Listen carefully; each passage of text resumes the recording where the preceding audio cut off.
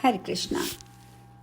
नारद जी ने पूछा, भक्तजनों के प्रियतम नारायण मुनि, विद्वान पुरुष पहले राधा शब्द का उच्चारण करके पीछे कृष्ण का नाम लेते हैं, इसका क्या कारण है, ये मुझ भक्त को बतलाइए। श्री नारायण बोले, नारद, इसके 3 कारण हैं, मैं बताता हूँ, सुनो। प्रकृति जगत की माता है और पुरुष जगत के पिता। त्रिभुवन जननी प्रकृति का गौरव पितृ स्वरूप पुरुष की अपेक्षा 100 गुना अधिक है।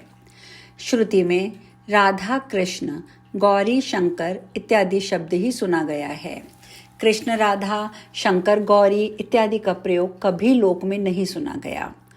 हे रोहिणी चंद्र, प्रसन्न होइए और इस अर्घ्य को ग्रहण कीजिए। संज्ञा सहित सूर्यदेव मेरे दिए हुए अर्घ्य को स्वीकार कीजिए। कमलाकांत, प्रसन्न होइए और मेरी पूजा ग्रहण कीजिए इत्यादि मंत्र सामदेव की कौमुदी शाखा में देखे गए हैं। मुनि श्रेष्ठ नारद, रा शब्द के उच्चारण मात्र से ही माधव हष्टपुष्ट हो जाते हैं और धा शब्द का उच्चारण होने पर तो वह अवश्य ही भक्तों के पीछे वेग पूर्वक दौड़ पड़ते हैं। जो पहले पुरुषवाची शब्द का उच्चारण करके पीछे प्रकृति का उच्चारण करता है, वह वेद की मर्यादा का उल्लंघन करने के कारण मात्र हत्या के पाप का भागी होता है। तीनों लोकों में पुण्यदायक कर्म क्षेत्र होने के कारण भारतवर्ष धन्य है। उसमें भी श्री राधा चरणाविंदों की रेणु से पवित्र हुआ वृंदावन अतिशय धन्य है। राधा के चरण कमलों की पवित्र धूल प्राप्त करने के लिए ब्रह्मा जी ने 60,000 वर्षों तक तपस्या की थी। नारद जी आगे पूछते हैं, पूर्णमासी बीत जाने पर जगदीश्वर श्री कृष्ण ने क्या किया? उस समय उनकी कौन सी रहस्यमय लीला हुई, ये भी बताने की मुझे कृपा करें। श्री नारायण ने कहा, रास मंडल में रासलीला संपन्न करके स्वयं रासेश्वर श्याम सुंदर रासेश्वरी राधा के साथ यमुना तट पर गए। वहां स्नान एवं निर्मल जल का पान करके उन्होंने कालिंदी के स्वच्छ सलिल में गोपांगनाओं के साथ जल क्रीड़ा की। तदंतर भगवान श्री कृष्ण राधिका जी के साथ भंडीर वन में चले गए। इधर प्रेम विहला गोपियां अपने अपने घरों को लौट गईं। उस समय श्याम सुंदर श्री राधा जी के साथ मालती कानन, बसंती कानन, चंदन कानन और चंपक कानन आदि मनोहर वनों में क्रीड़ा करते रहे।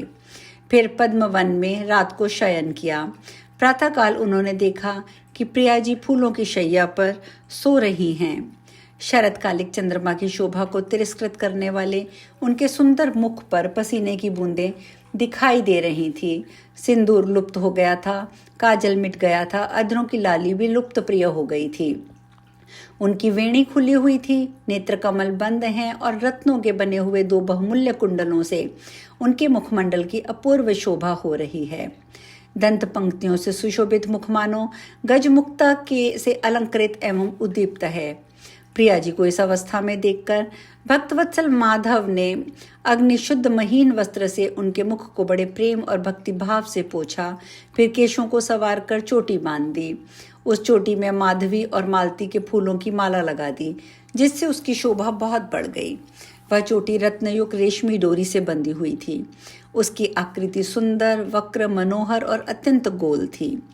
कुंद के फूलों से भी उसका श्रृंगार किया गया था। वेणी बांधने के पश्चात श्याम सुंदर ने प्रिया जी के भाल देश में सिंदूर का तिलक लगाया। इसके बीच उज्जवल चंदन का श्रृंगार किया।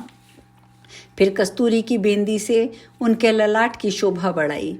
तत्पश्चात दोनों कपोलों पर चित्र विचित्र पत्र रचना की। नेत्र कमलों में भक्तिभाव से काजल लगाया, जिससे उनका सौंदर्य खिल उठा। फिर बड़े अनुराग से राधा के अधरों में लाली लगाई। कान में 2 अत्यंत निर्मल आभूषण पहनाए। गले में बहुमूल्य रत्नों का हार पहनाया। वह हार मणियों की लड़ियों से प्रकाशित हो रहा था। तदंतर बहुमूल्य, दिव्य, अग्निशुद्ध तथा सब प्रकार के रत्नों से अलंकृत वस्त्र पहनाया, जो कस्तूरी और कुमकुम से अभिषिक्त था।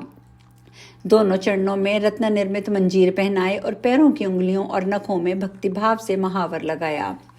जो तीनों लोकों के सत्व पुरुषों का सेव्य है, उन श्याम सुंदर ने अपनी सेव्य रूपा प्राणवल्लभा की सेवा की।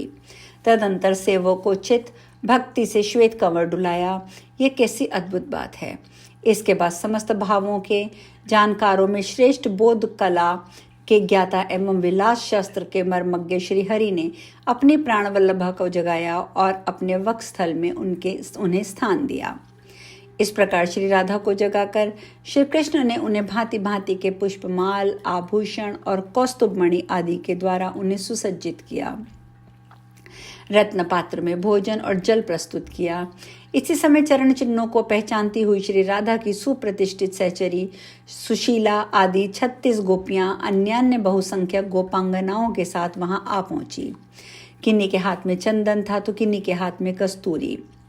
कोई वस्त्र लिए हुए थी तो कोई हाथ में दर्पण, कोई पुष्प पत्र, कोई करताल, कोई मृदंग और 36 राग रागनियां गोपियों का रूप धारण करके जो गोलोक से राधा के साथ भारतवर्ष में आई थी, वे सब की सब वहां पर उपस्थित हो गईं।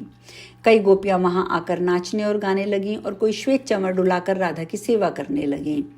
महामुने, कुछ गोपियां प्रसन्नता पूर्वक देवी राधा के पैर दबाने लगीं। एक ने उन्हें चबाने के लिए पान का बीड़ा दिया।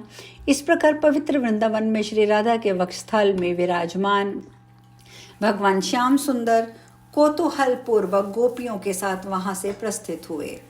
वत्स, इस प्रकार मैंने श्री हरि की रास क्रीड़ा का वर्णन किया है। वे भगवान श्री कृष्ण स्वेच्छामयी रूपधारी परिपूर्णतम परमात्मा, निर्गुण, स्वतंत्र, प्रकृति से परे, सर्वसमर्थ और ब्रह्मा, विष्णु और शिव आदि के भी परमेश्वर हैं। इस प्रकार श्री कृष्ण जन्म का रहस्य, मन को प्रिय लगने वाली उनकी बाल लीला और किशोर लीला का वर्णन भी किया गया है।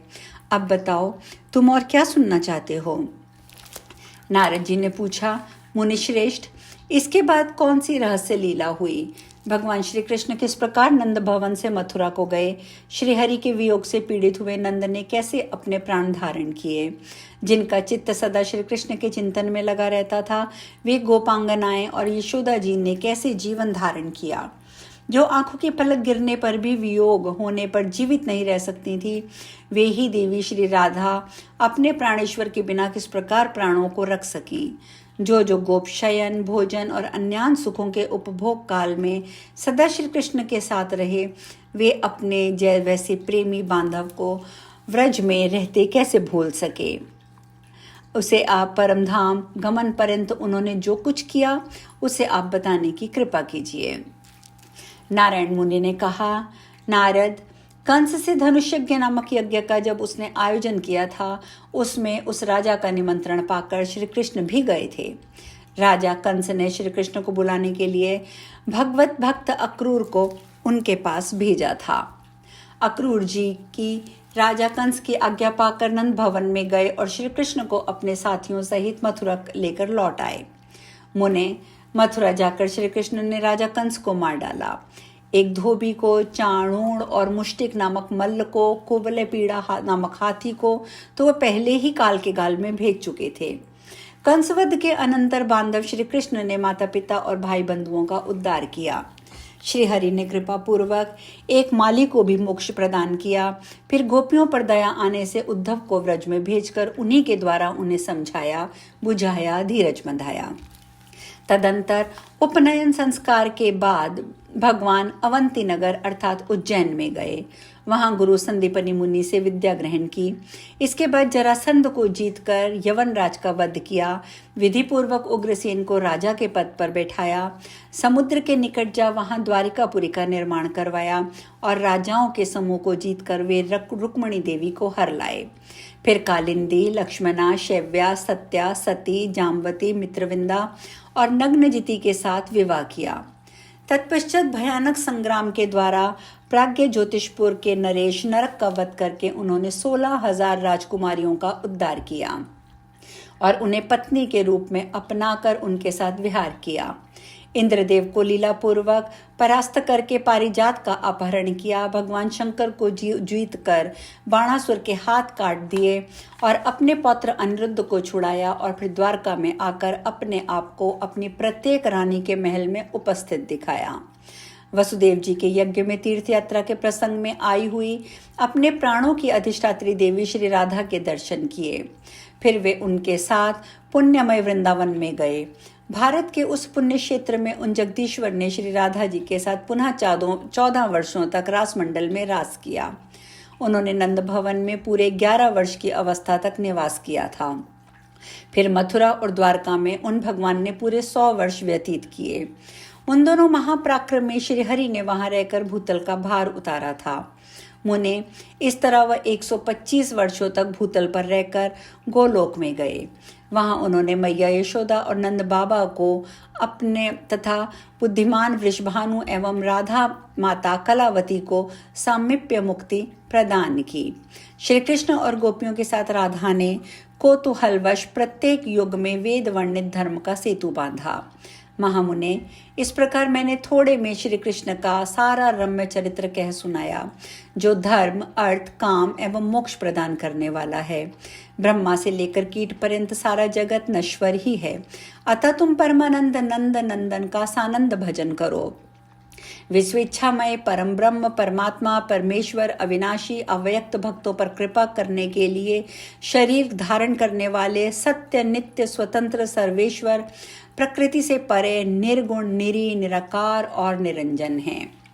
इस प्रकार आज हम कथा में यहीं विश्राम लेते हैं और कल हम उत्तरार्ध का आरंभ करेंगे। आज के लिए इतना ही। हरे कृष्णा।